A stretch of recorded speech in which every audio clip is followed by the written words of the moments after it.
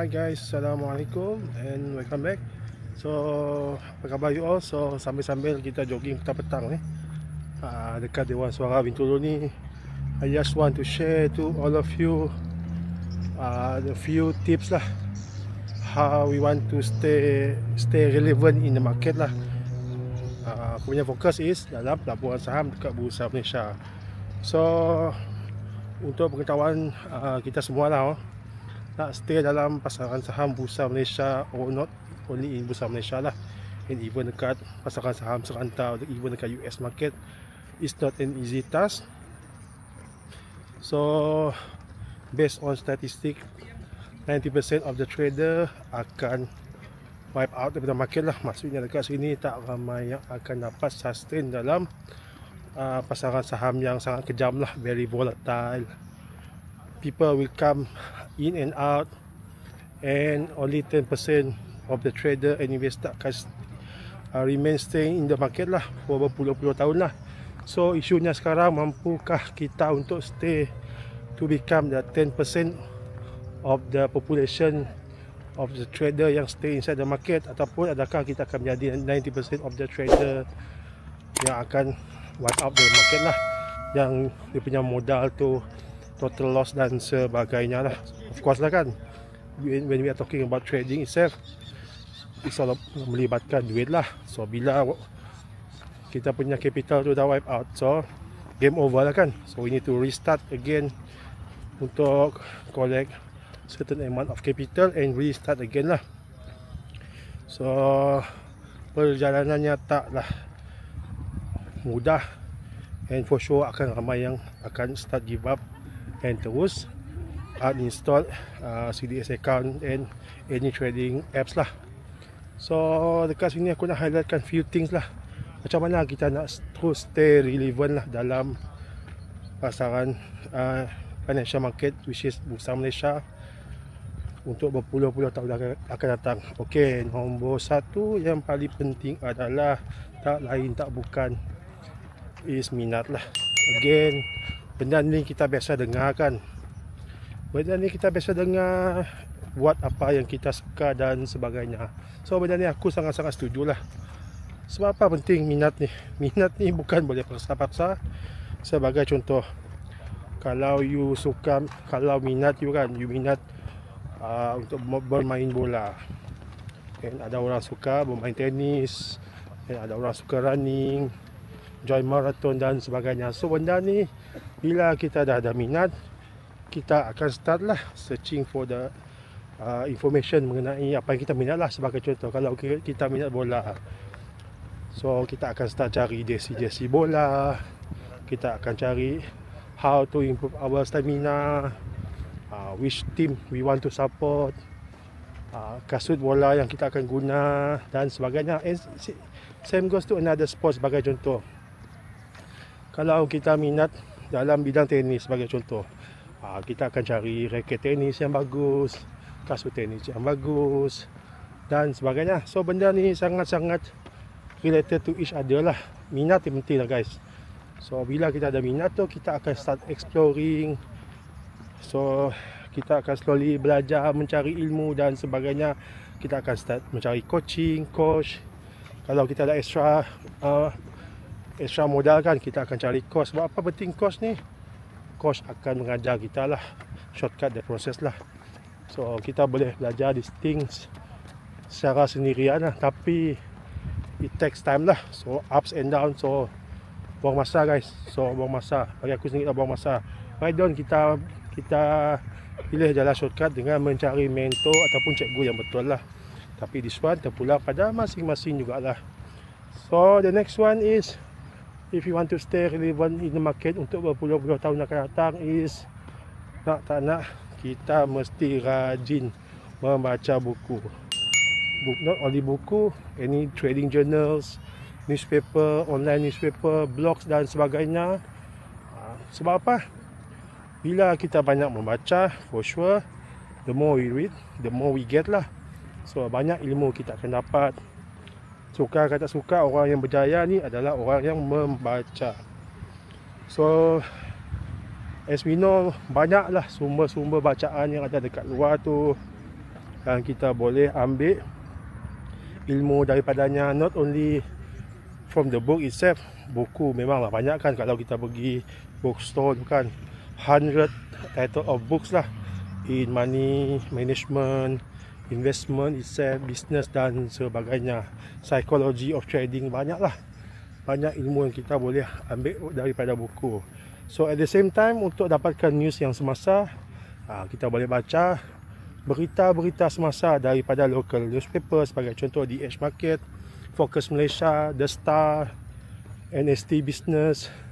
And kalau kita nak dapatkan berita daripada overseas, aku biasa baca bbc.com, cnn.com, investing.com dan banyak lagi lah resources of business lah yang kita boleh baca. So bila kita banyak membaca, so kita punya pengetahuan tu akan menjadi lebih broaden lah, besar lagi lah.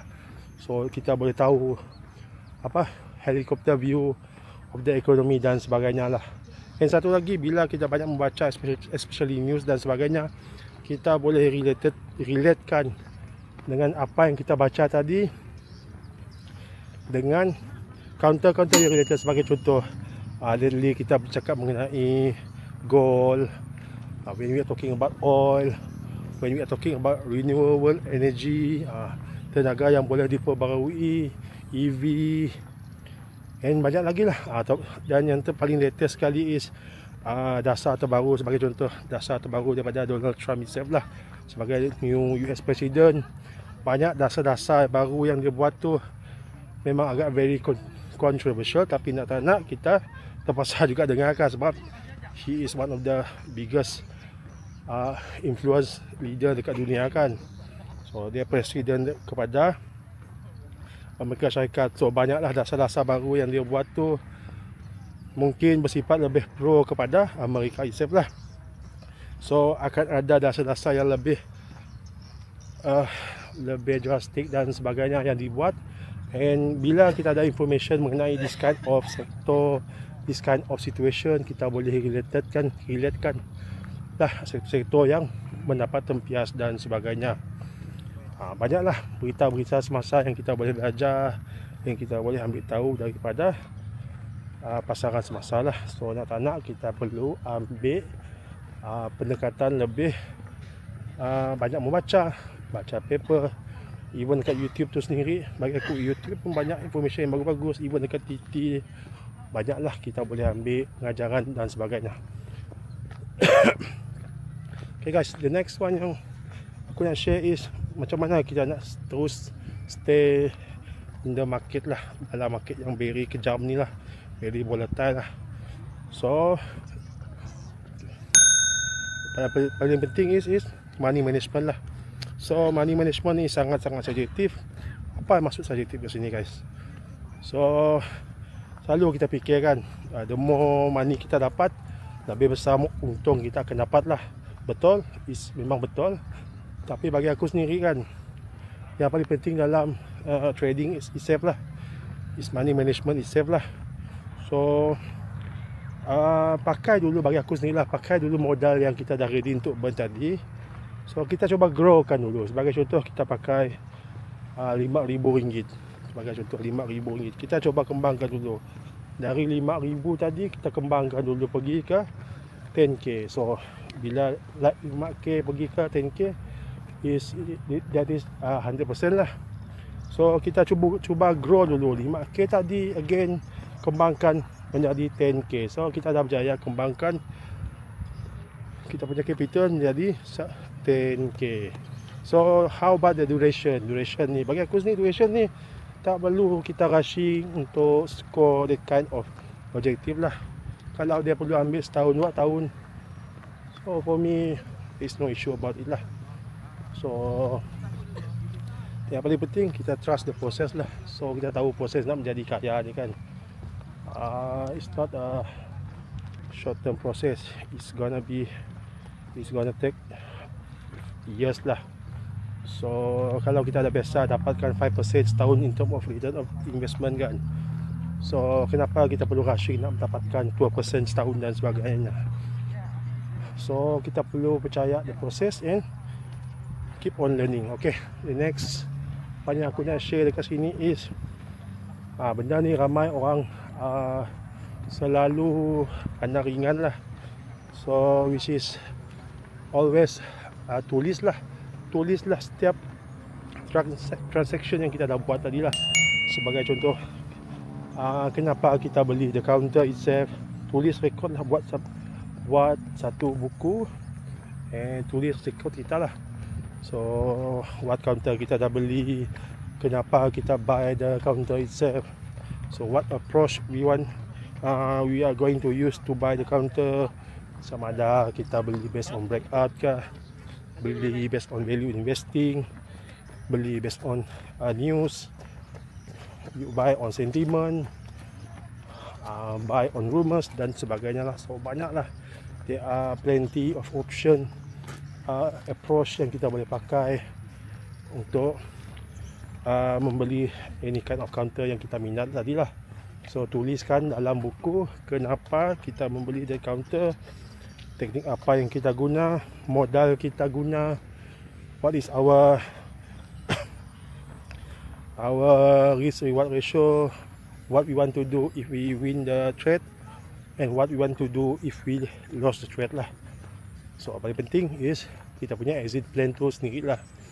So benda ni kita perlu sentiasa letak dalam mindset kita. Okay, last but not least is bila kita dah buat trades berpuluh-puluh kali, for sure akan ada ups and down, akan ada loss.